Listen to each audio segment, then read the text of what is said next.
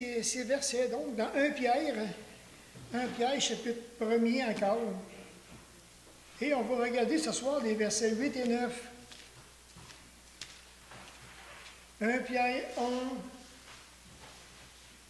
le verset 8 et 9. Même on peut laisser 7, 8, 9 parce que ça fait comme un beau petit bloc.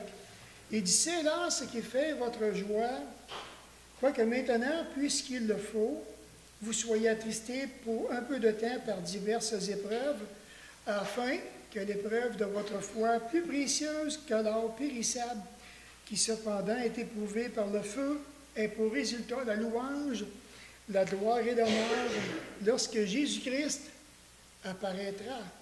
Il dit, vous l'aimez sans l'avoir vu, vous croyez en lui sans le voir encore, vous réjouissant d'une joie merveilleuse et glorieuse, parce que vous obtiendrez le salut de vos âmes pour prix de votre foi. Alors, il faut se rappeler que tout se passe dans un contexte de persécution du temps de l'apôtre Pierre, et de voir que l'Évangile prend de plus en plus d'expansion. L'Évangile est répandu. Et de voir que maintenant, c'est bien entendu que lorsque l'Évangile est répandu, il y a des moqueurs, là. Je ne sais pas si vous avez remarqué, il y a des moqueurs, là. Il y a des persécutions qui viennent quand l'Évangile se répand. Et pas surprenant, parce qu'on est en train de répandre, je vous dirais, une belle manne spirituelle. Et les gens ne sont pas habitués d'entendre parler du côté spirituel. Ici, maintenant, j'aimerais qu'à ce qu'on puisse regarder une première manifestation bien visible de la foi. Donc, il dit, c'est que Pierre, il dit, vous l'aimez sans l'avoir vu. Vous est-il déjà arrivé d'aimer quelqu'un sans l'avoir vu, à part de Jésus-Christ? Est-ce que ça vous est arrivé d'aimer quelqu'un sans l'avoir déjà vu? Sylvie, tu dis oui. Est-ce que tu veux partager quelque chose? J'ai une tante en Australie. Je ne l'ai jamais vue, mais je l'aime bien pareil. Qu'est-ce qui fait que tu l'aimes? La discussion qu'on a OK. Merci. Jonathan? Elle s'appelle Marianne. Elle s'arrive dans 3 semaines.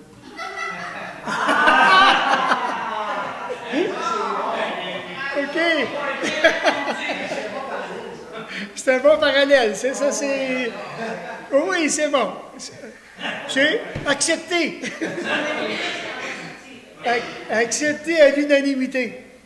Oui, mais c'est ça, parce que moi, je me suis posé la question, puis je me suis dit, est-ce que je peux aimer quelqu'un sans l'avoir jamais vu? Et je crois que personnellement que oui.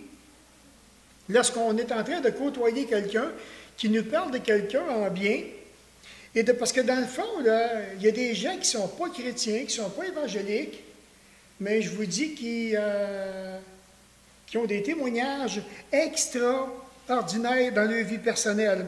Des gens qui sont rayonnants de joie. Des gens, des hommes, des femmes qui vont démontrer un bon goût de vivre. Là où on dit, j'aimerais donc ça, côtoyer ces personnes-là. Ce sont des gens qui sont contagieux. Sûrement que vous avez déjà rencontré des gens qui, un jour, qui sont contagieux. Vous aimez leur présence.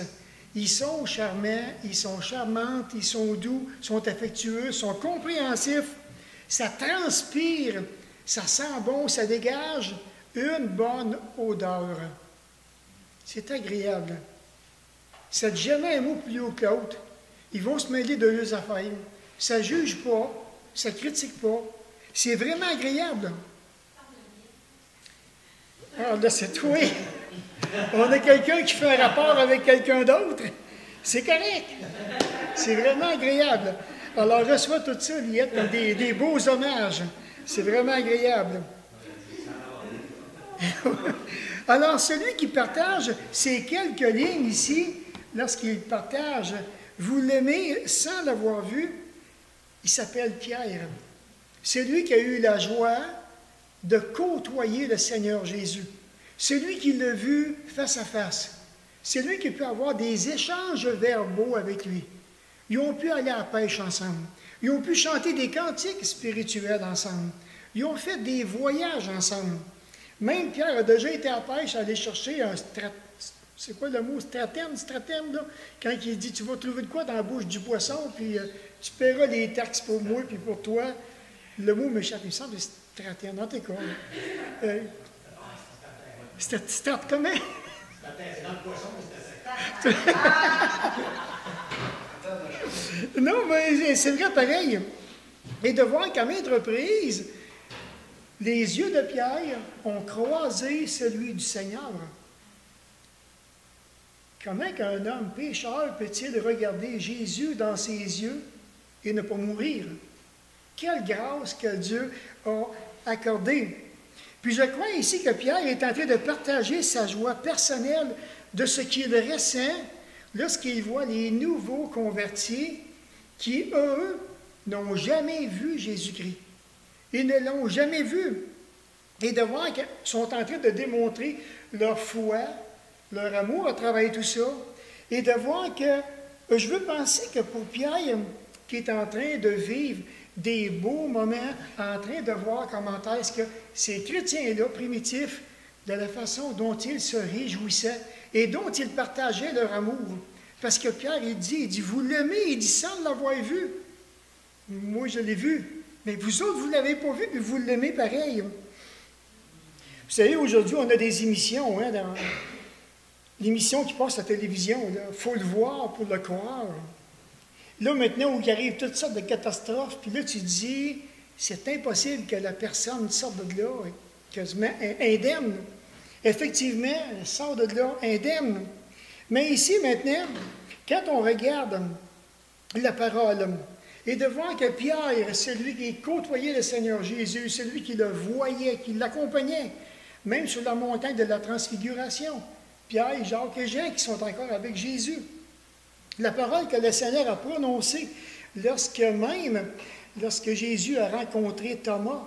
Par exemple, si on prend dans l'Évangile de Jean, prenez l'Évangile de Jean, chapitre 20.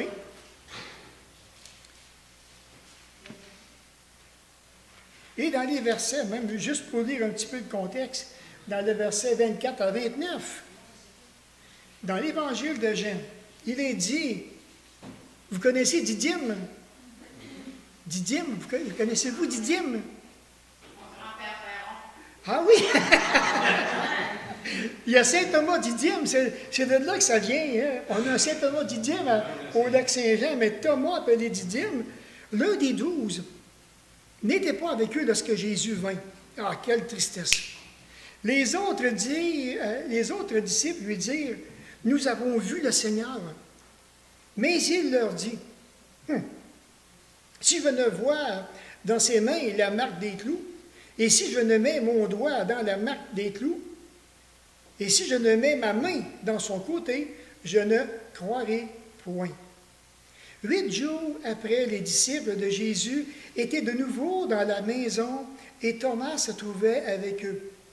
Et Jésus vint, les portes étant fermées, se présenta au milieu d'eux et dit, « La paix soit avec vous. » Puis il dit, « Thomas, avance ici ton doigt, regarde mes mains.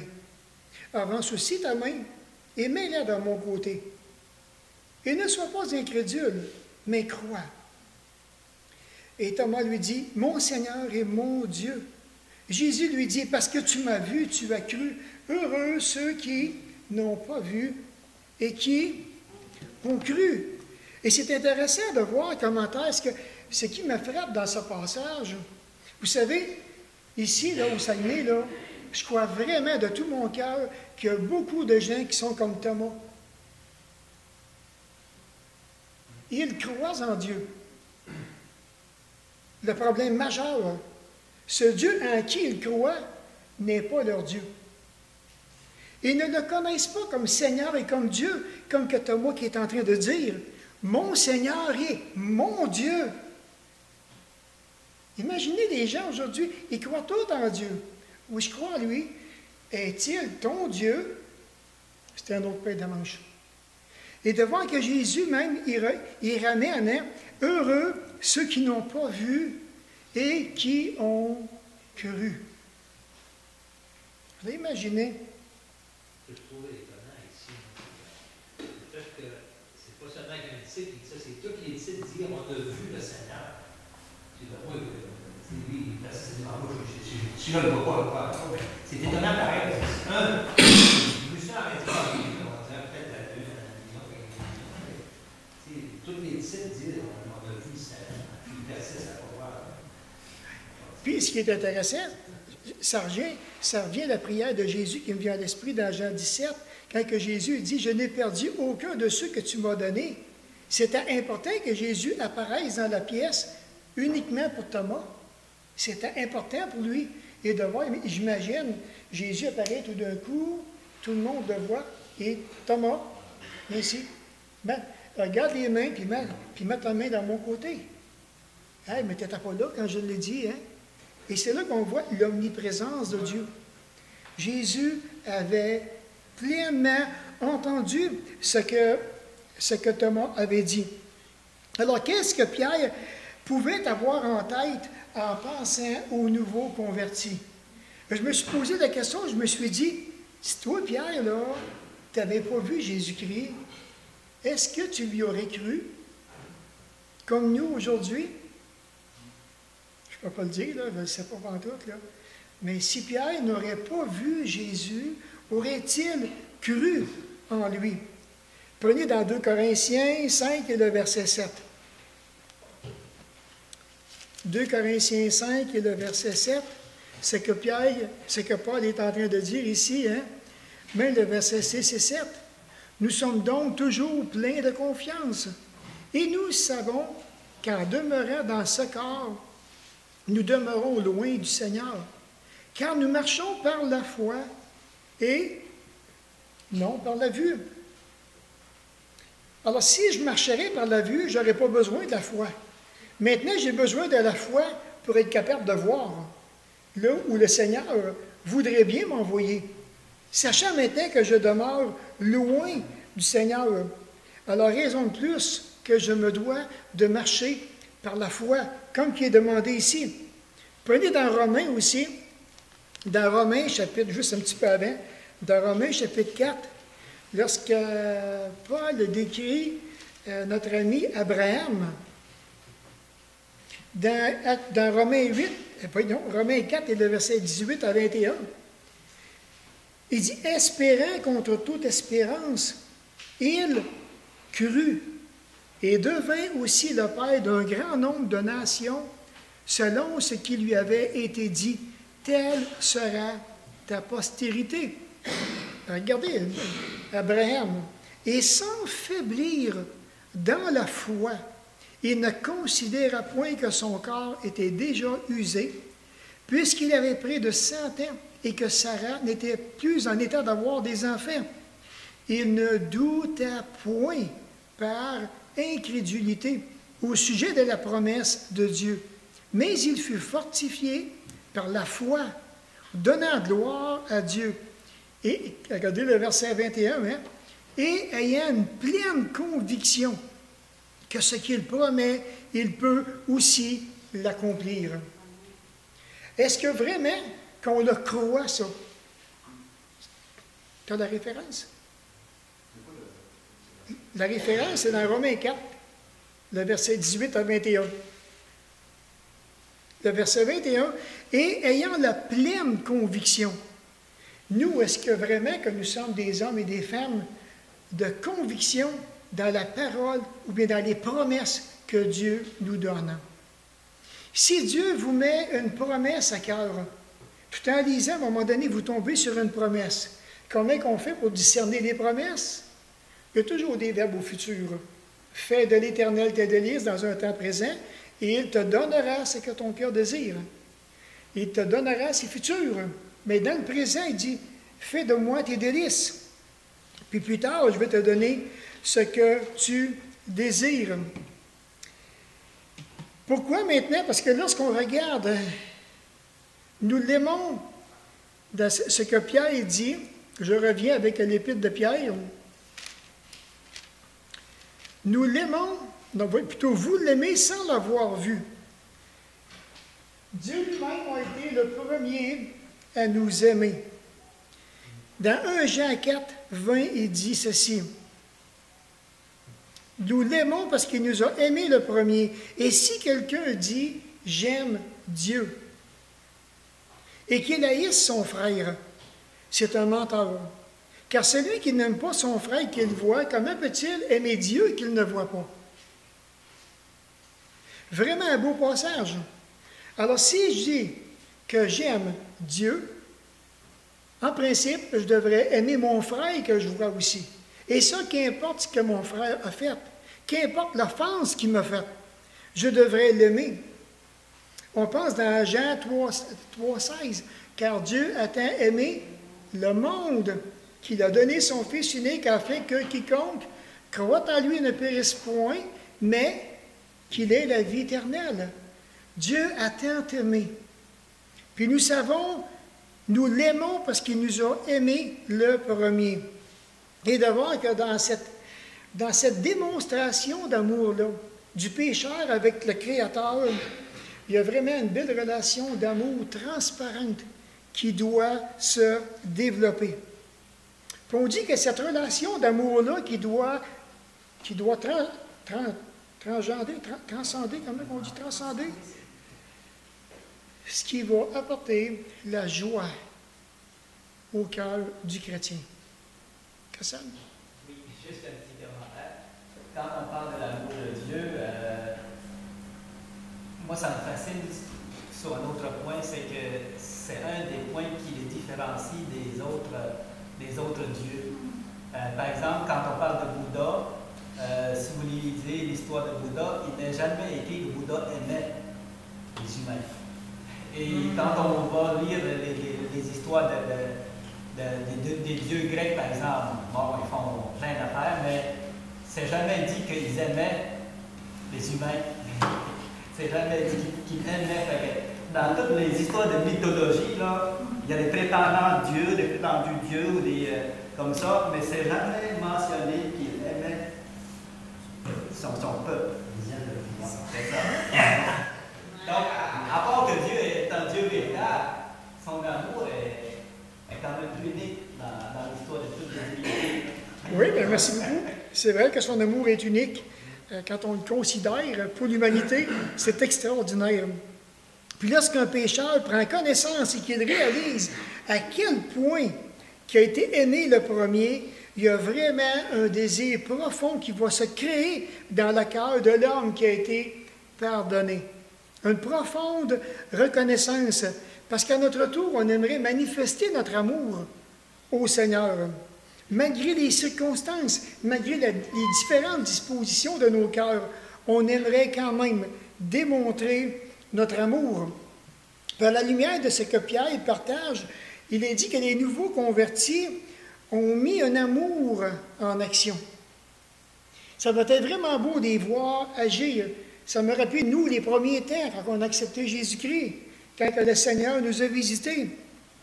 Et une des premières choses qui nous vient à l'esprit, lorsqu'on a accepté Jésus-Christ, que j'ai réalisé à quel point j'avais été pardonné, j'ai le désir de pardonner moi aussi.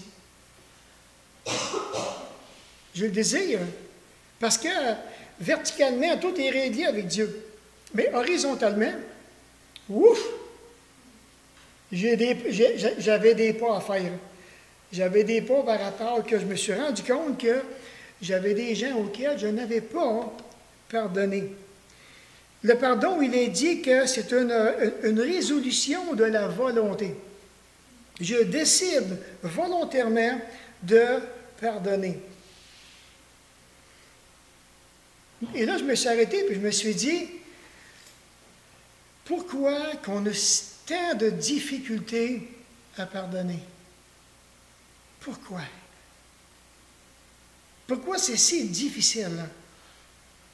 Et là, maintenant, ça m'a amené à une réflexion que j'aimerais vous partager. Et tout après-midi, en fouillant dans mes affaires, vous trouvez quelque chose qui pourrait peut-être nous aider. Par rapport que lorsqu'on a un pardon à poser, il y a une personne à quelque part auquel je peux penser, puis il y a une blessure qui est là. Il y a une personne, il y a une blessure, puis il y a moi. Ça fait un triangle, hein? C'est spécial. Hein? La personne, la blessure, puis moi, puis la parole me demande de pardonner. Et là, maintenant, on voudrait comme faire le pas de pardonner, mais quand je pense à la personne, puis quand je pense à l'offense qui a été faite, je viens tout virer à l'envers. Puis là, je dis, non, je ne peux pas lui pardonner. Je ne veux pas lui pardonner. Puis, j'ai pensé que ça pourrait aider. Peut-être s'il y a des personnes qui sont ici puis qui ont de la difficulté avec le pardon. C'est pas arrivé. Peut-être que vous êtes en train de lutter avec quelqu'un que vous savez que vous devriez lui pardonner. Et puis, ça se fait pas. Ça se fait pas, ça passe pas, incapable. Et puis, j'ai trouvé comme un exemple de prière dans le matériel du cœur à cœur, qui pourrait certainement vous faire un grand bien à tous ceux et celles qui sont sérieux, qui veulent avancer. C'est une prière de pardon pour la douleur qui a été causée par c'est marqué par un parent. Bon, le parent ici, là, on va mettre la personne, peut-être papa, peut-être maman, peut-être un mari, une femme, l'épouse, peut-être un enfant, collègue de travail, un oncle, une tante, un frère, une sœur, dans la famille immédiate ou bien dans la famille de Dieu, qu'importe. Puis, une des choses auxquelles on ne pense pas à faire, mais c'est tellement bien. C'est bien structuré et j'aime la façon dont c'est présenté. Par exemple, on s'en va dans la prière. Et là, je commence à penser à la personne, je commence à penser à l'offense qui m'a été faite. Puis, à travers ça, c'est que dans la blessure qui m'a été faite, on pourrait associer des mots de douleur. Si on ne pense pas de faire ça, quand vient le temps de s'exprimer, on va dire, mais Seigneur, si tu penses que je m'en vais, il pardonnait ça, il n'y en a pas question. Mais si on s'arrête, regardez bien ce qui est écrit ici. Premièrement, lorsque l'offense est arrivée, lorsque la blessure est arrivée, Jésus, vois-tu comment que je me sentais? Il me semble de voir Jésus, oui. Comment tu t'es senti? Je vous donne des mots de douleur, OK? Bien, je me suis senti abandonné. Je me suis senti négligé. Je me suis senti ignoré, insensible. J'ai vécu de l'humiliation. Je me sens renié. Je me sens trahi, méprisé, non respecté. Ça me détachait émotionnellement parce que cette douleur-là m'a amené du rejet dans ma vie. Et j'arrive à une place là où je suis vidé émotionnellement. Voilà ce que ça a fait dans ma vie. Cette blessure-là qu'un tel m'a causée dans ma vie. Maintenant, on a tout identifié ça. OK? On continue la prière. Jésus, mon père, ma mère, mon mari, qu'importe. Et là, maintenant, on peut utiliser les mots de douleur. Voilà ce que ça m'a fait. Et lui, elle ne m'écoutait pas, était trop occupée et n'avait pas de temps pour moi. Jésus, peux-tu me donner une image de quoi avait l'air mon cœur de petit garçon ou de petite fille qui a été brisé, qui a été négligé, qui a été ignoré, trahi? Peux-tu me donner une image de mon cœur? À quoi que je ressemblais à ce moment-là? Ensuite, on peut revenir avec une autre question. Jésus, est-ce que tu es comme mon père? T'es-tu comme ma mère? T'es-tu comme mon mari? Est-ce que tu es comme ma femme? Jésus, est-ce que tu ressembles à cela? On attend. Es-tu différent de cette personne-là? Ou bien en quoi es-tu différent? Jésus, est-ce que tu as du temps pour moi? Jésus, que veux-tu faire avec un cœur qui a été méprisé, qui a été rejeté, qui a été abandonné? Qu'est-ce que tu peux faire avec un cœur comme le mien?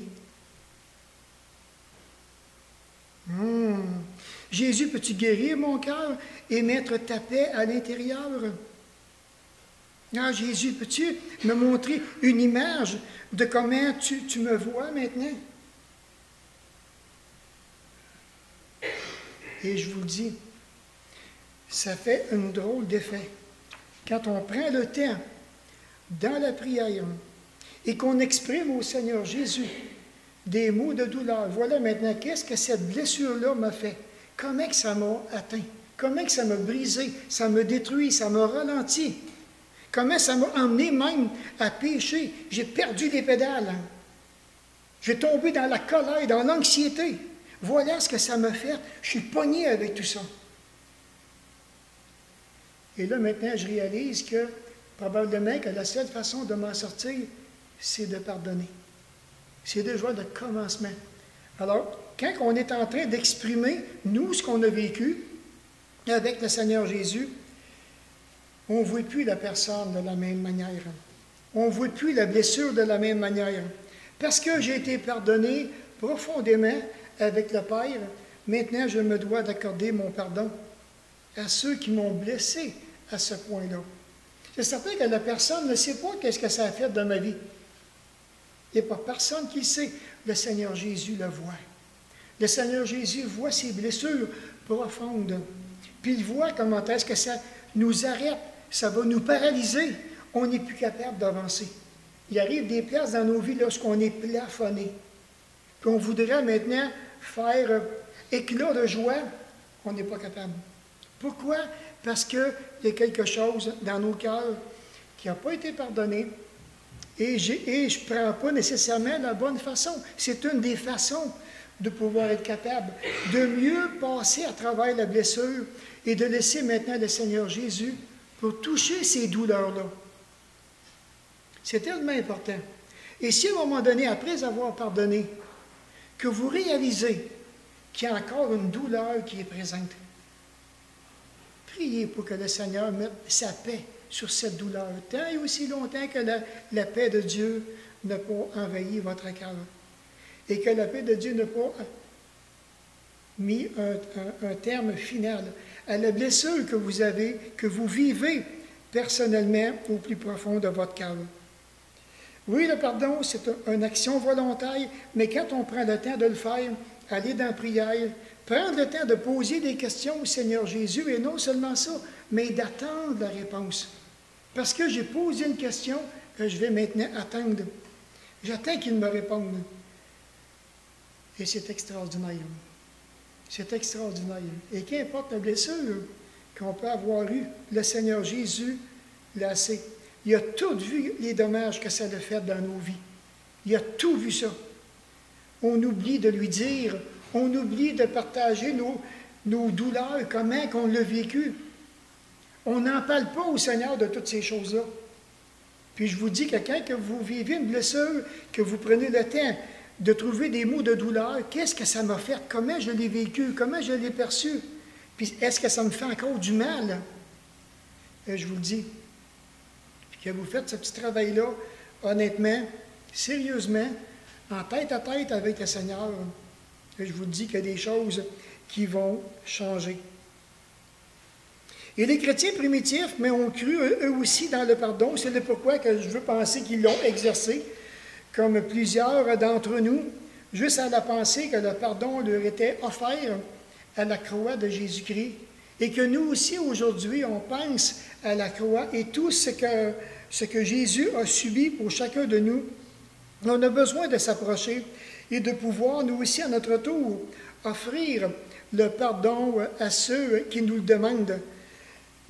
Et vous savez quoi? Et lorsqu'on arrive devant quelqu'un qui nous a blessés et qu'on est dans un temps un petit peu moins tendu et que maintenant qu'on est capable de se parler et qu'on prend le temps de leur dire sans vouloir maintenant te faire du mal, sans vouloir maintenant t'écraser, laisse-moi juste te partager maintenant qu'est-ce que ça m'a fait.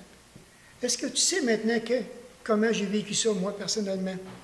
L'offense que tu m'as faite. Es-tu prête à l'écouter? Voilà maintenant ce que ça m'a fait. Mais je t'ai pardonné. C'est fini. Le Seigneur Jésus a guéri cette blessure-là dans ma vie. Puis je vous dis qu'on n'a plus la même approche par après. C'est vraiment différent. Donc, Pierre aussi avait appris à développer l'amour et la confiance. On dit que ce sont deux ingrédients qui sont vraiment importants pour une belle relation qui est profonde. L'amour et la confiance. S'il n'y a pas d'amour, s'il n'y a pas de confiance, ça ne va vraiment pas bien si je veux développer une relation profonde. L'amour est en étroite relation avec la passion authentique et l'humilité. Et de voir maintenant que Pierre lui-même, quand on regarde la passion authentique et l'humilité, c'est des choses qu'il a appris avec les 12 lorsqu'il était avec le Seigneur Jésus. Il s'est fait reprendre directement par le Seigneur Jésus. Alors Pierre, l'humilité, il en savait quelque chose. Et de voir que c'est ce même Pierre que le disciple qui a fait preuve de la plus flagrante de manque de foi et de confiance lorsque maintenant que c'est venu le temps de renier le Seigneur Jésus. Alors, qu'est-ce qu'il est en train de dire? Je ne connais pas ce gars-là. Je n'ai jamais été avec. Essayez pas de m'identifier avec Jésus-Christ. Il n'est pas question, je ne connais pas ce gars-là. Le coq a chanté. C'est un coq. Un coq, il était quasiment étouffé, le coq.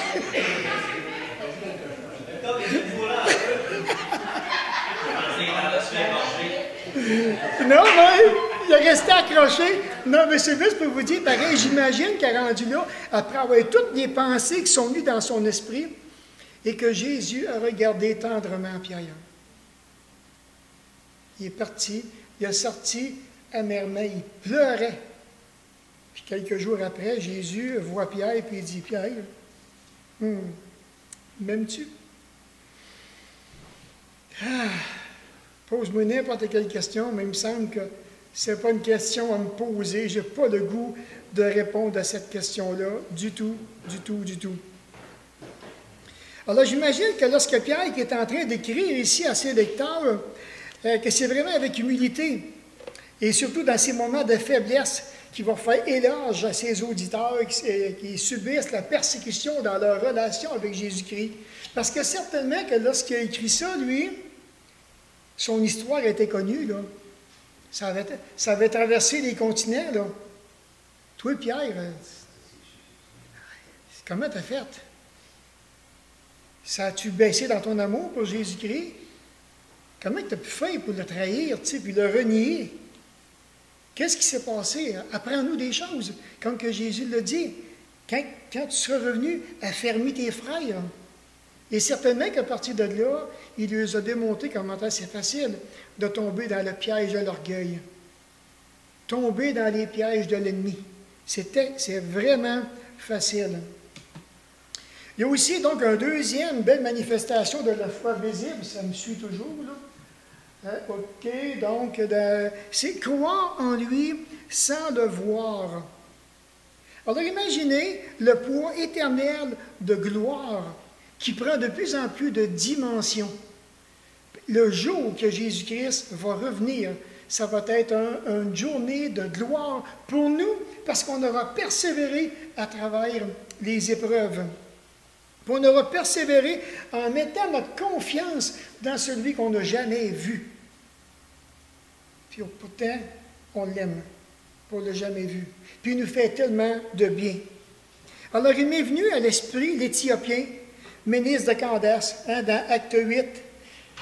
Alors pendant le temps, on peut aller voir aussi dans Acte 8, certainement que si ça fait longtemps que vous n'y avez pas été, c'est une belle occasion d'y aller à soir.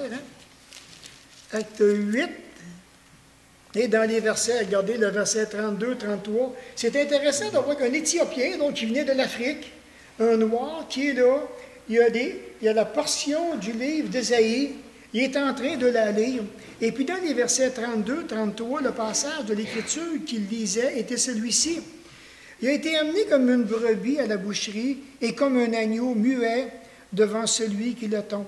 Il n'a point ouvert la bouche. Dans son humiliation, son jugement a été levé, et sa postérité, qui la dépeindra? Car sa vie a été retranchée de la terre.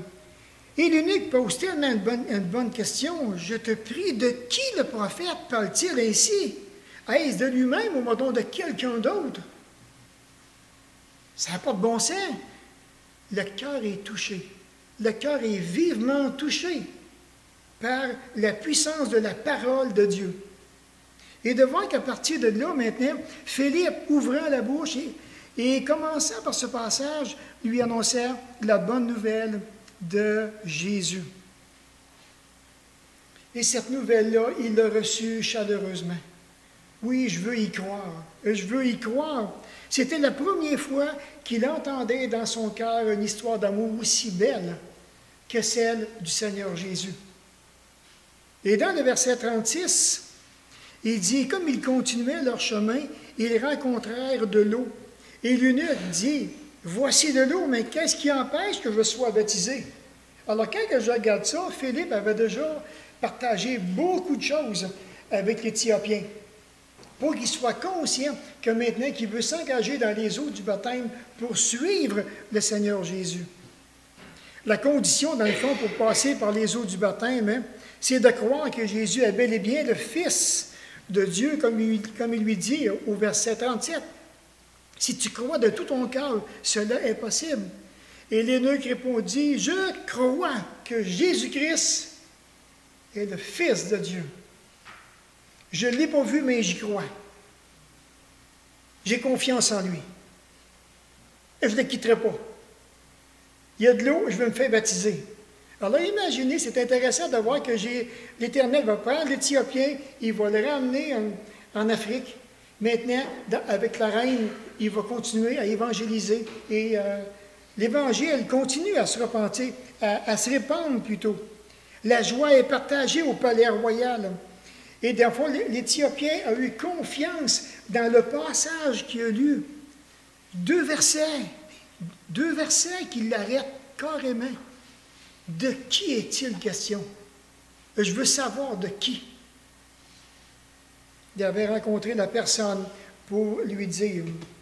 Il est dit que plus que notre foi grandit dans la connaissance du Seigneur Jésus, plus l'amour que nous avons pour lui aussi grandira. Car en Christ Jésus, ce qui a de la valeur, ce n'est pas la circoncision ou l'incirconcision.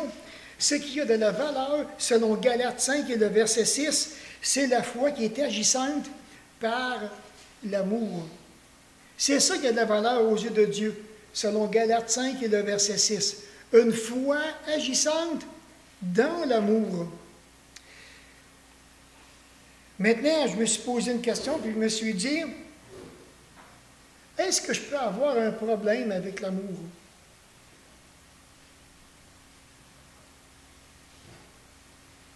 Est-ce que je peux avoir un problème avec l'amour? La foi agissante par l'amour. Est-ce que j'agis toujours par amour? Puis là, je me suis dit, il peut avoir, mais c'est certain que s'il y a du péché, s'il y a du péché dans ma vie, que je pratique le péché, c'est un obstacle à partager mon amour. Puis le péché est un obstacle à ma foi. Donc, je ne suis pas capable d'avoir une foi agissante par l'amour, parce que le péché dans ma vie, le péché m'empêche d'agir avec une foi agissante et de démontrer mon amour. Il peut y avoir aussi ce que j'ai pensé à une désobéissance.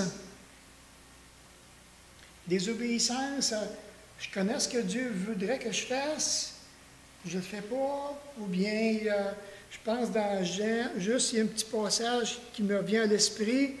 Attendez une petite minute, je vais aller chercher. Ici, il dit,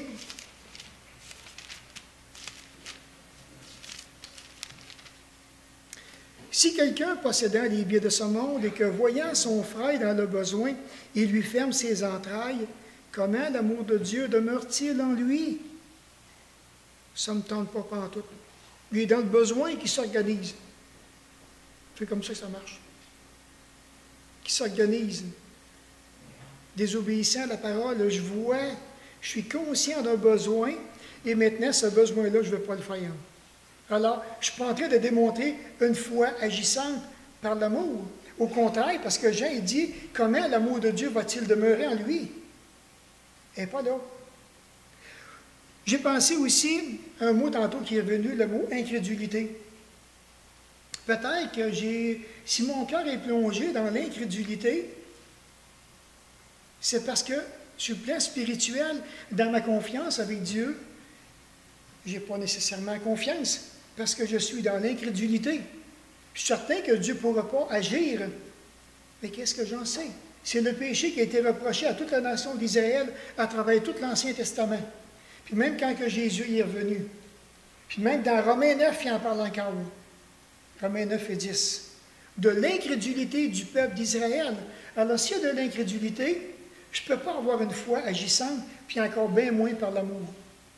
Ou bien maintenant, une autre possibilité que je me suis dit, se peut-il qu'il y ait des chrétiens qui aient abandonné l'amour? On l'abandonne complètement. Je suis plus intéressé à agir par amour. Si c'est plus d'amour, c'est la haine qui embarque. Et maintenant, j'ai besoin de voir, est-ce que j'aurais abandonné l'amour? Le moyen d'action que la parole de Dieu me demande de faire. C'est possible. Ou bien maintenant, simplement un renoncement. Je renonce à agir avec amour. Ça ne me tente pas d'agir avec amour. Ça ne me tente pas de démontrer une foi authentique par mon amour. J'y renonce. Je ne veux pas vivre de même. Trop lourd, trop fatigant, trop épuisant. Je ne veux pas aller de l'avant avec ça.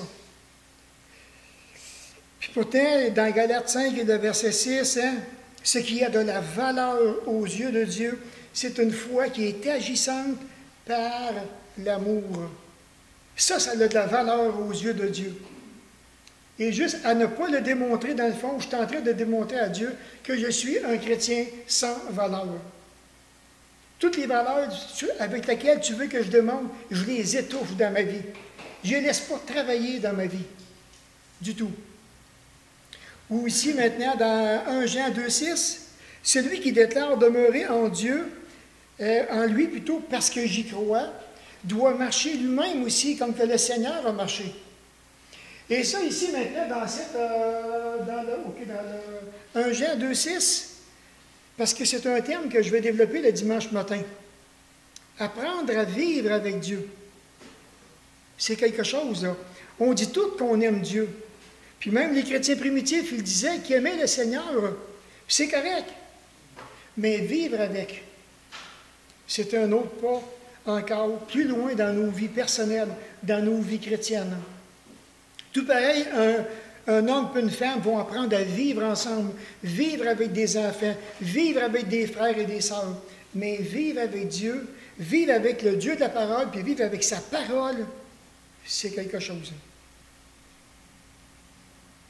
Parce que Dieu veut nous apprendre à vivre avec lui. Et ça, il faut être conscient de cette réalité-là. Puis dans le psaume 5 et le verset 12, « Alors tous ceux qui se réfugient en toi se réjouiront. Ils exulteront à toujours, et tu les protégeras.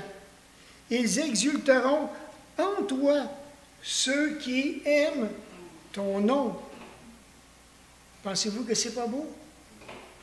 Alors nous disons que nous aimons le Seigneur, nous aimons son nom, ça va nous amener dans des extases dans nos vies personnelles. Puis Pierre partage encore une troisième belle manifestation de la joie. Donc vous réjouissant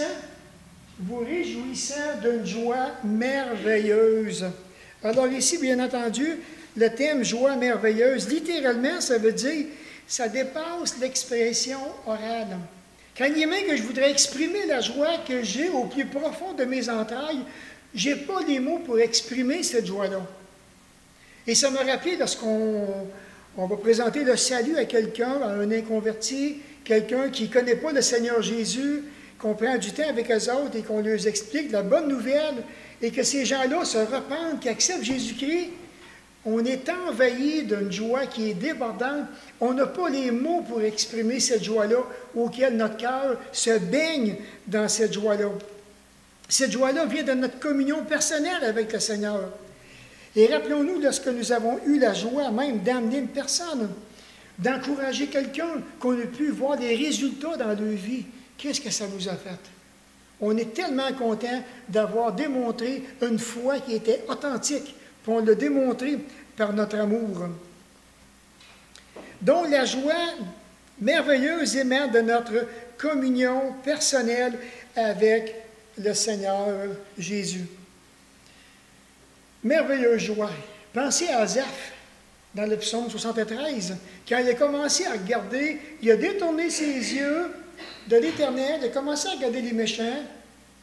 Imaginez maintenant, lui qui était un maître dirigeant au niveau de la musique, au niveau de l'adoration, un homme, je dirais, perfectionniste, un homme qui aimait vraiment sensibiliser le peuple d'Israël à adorer l'Éternel. Il me semble de voir les gens, voir Asaph qui est en train maintenant de regarder le méchant, puis qui était sur le point de tomber. You, Asaph, hey, c'est pas le même gars qu'on connaît, qu'est-ce qui se passe avec Asaph? Mais il dit, j'ai entré dans les sanctuaires de Dieu. J'ai entré dans la présence de Dieu. Et c'est là maintenant que j'ai tout compris. Et pour ça, j'ai besoin de venir dans la présence de Dieu parce qu'il va éclairer mes ténèbres. Il va me donner vraiment les solutions que j'ai besoin, que je ne vois pas. Alors ça, il va me le révéler dans l'intimité personnelle, dans un cœur à cœur avec Dieu. Et c'est là qu'après ça, maintenant, il finit en disant, quel autre au ciel aurais-je? Et sur la terre, je ne prends plaisir qu'en toi. Il a compris maintenant que sur la terre, si vraiment qu'il veut avoir du bonheur, ça commence avec le Seigneur. Il a remis les yeux à la bonne place. Alors ici, maintenant, on dit que dans l'original, ça me suit encore, c'est correct. Cette expression signifie rendre la louange suprême. Les saints, dans leur communion avec le Seigneur, les croyants connaissaient un amour qui était surnaturel. Et cet amour-là, mais nous l'avons par le Saint-Esprit. Dans Galates 5, 22, le fruit de l'Esprit, c'est le premier, c'est l'amour. Tout ça, là, le fruit de l'Esprit, pas des choses qu'on va avoir, nous l'avons présentement. L'amour, la paix, la joie, la patience, la foi, la douceur, la maîtrise de foi, la tempérance. Il m'en manque un, là, mais il y en a, oui. Il y en a 9. Le fruit de l'Esprit, j'ai tout ça en moi. Il s'agit maintenant que j'apprenne comment le laisser travailler à travers ma vie. Par exemple, dans 2 Thessaloniciens 3 et le verset 5. 2 Thessaloniciens 3, le verset 5.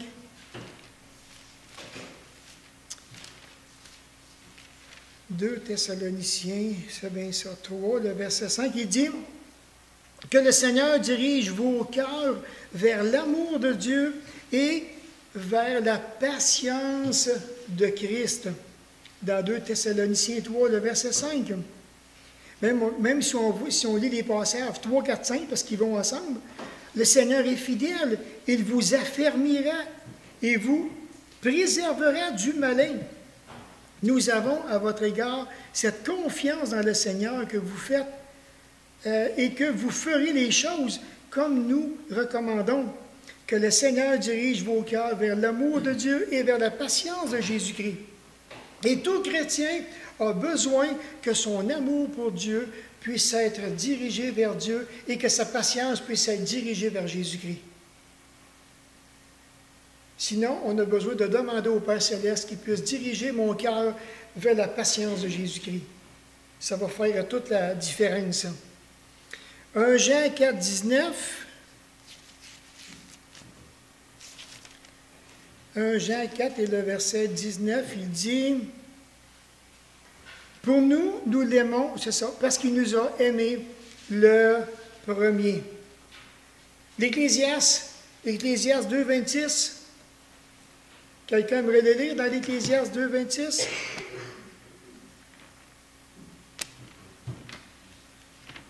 Le premier qu'il trouve.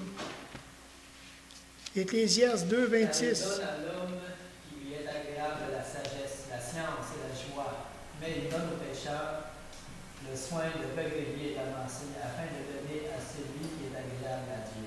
C'est encore la régularité et la poursuite du vent. C'est intéressant, hein? Il donne à l'homme qui lui est agréable la sagesse, la science qui veut dire la connaissance et la joie. Il donne au pécheur le soin de recueillir, d'amasser, afin de donner à celui qui est agréable. C'est quasiment paradoxal. On dirait que ça n'a pas de bon sens, mais c'est comme ça que Dieu travaille. Il donne au pécheur le soin de recueillir et d'amasser afin de donner à celui qui est agréable. Vraiment un beau passage d'Ecclésiaste 2, le verset 26. Je vais vous faire grâce des autres références qui sont là, parce que le temps passe, et puis je veux juste terminer avec la quatrième belle manifestation de la foi que Pierre prononce, et dans 1 Pierre 1, le verset 8, le verset 9 plutôt, excusez, non pas 8, mais 9, parce que vous obtiendrez le salut pour vos âmes pour prix de votre foi. Donc, la possession du salut, comme il est dit ici, vous obtiendrez, donc recevant présentement pour vous-même, c'est-à-dire recevoir ce qui est mérité. Quand on parle du salut, ce n'est pas quelque chose que nous aurons à notre décès. Nous le possédons maintenant, ce salut-là. Il est bel et bien présent dans les cœurs et dans les vies de tous ceux et celles qui ont donné leur vie au Seigneur Jésus. Le salut ici fait référence à la délivrance permanente et actuelle des chrétiens de la punition, du péché, de la culpabilité qu'il engendre. Délivrance permanente. C'est extraordinaire ce que le Seigneur Jésus a fait. Dans Romains 6 et le verset 18, on peut lire juste un passage parmi tant d'autres, là. Dans Romains 6 et le verset 18, il est dit, « Ayant été affranchis du péché, vous êtes devenus esclaves de la justice. » C'est pour cette raison, au verset 19, qui dit, « Je parle à la manière des hommes à cause de la faiblesse de votre chair. De même donc que vous avez livré vos membres comme esclaves à l'impureté et à l'iniquité pour arriver à l'iniquité, mais maintenant, livrez vos membres comme esclaves à la justice pour arriver à la sainteté. » On voit aussi la colère, l'arrogance, la détresse et la confusion, du désespoir, de l'esclavage, tout délivré de cela, de façon permanente. C'est extraordinaire, tout ce que le Seigneur Jésus nous donne, et c'est actuel, c'est vraiment dans le temps présent. Je termine avec, je vais sauter le restant, mais je vais terminer avec ça ici. Donc, ce qu'on a vu ce soir, c'est 4 belles manifestations bien visibles de la foi. La première, vous l'aimez sans l'avoir vu, vous croyez en lui sans le voir encore, vous réjouissant d'une joie merveilleuse, et aussi la possession du salut. Vraiment, vraiment merveilleux. En conclusion, toutes les fois que nous avons l'occasion de manifester notre foi authentique par l'amour, n'hésitons jamais de le faire. Car en le faisant, nous démontrons notre amour et notre façon de vivre avec Dieu, notre façon de vivre avec sa parole. C'est ça qu'on est en train de démontrer quand on est en train de partager notre foi autour de ceux qui nous voient vivre. Et ces gens-là, j'imagine à quel point qu'un jour ou l'autre, le Seigneur va les visiter et puis qu'il va les bénir encore abondamment par notre participation, par notre manière de vivre auprès d'eux. C'est ainsi qu'on va terminer ce message. Et on va aller maintenant dans...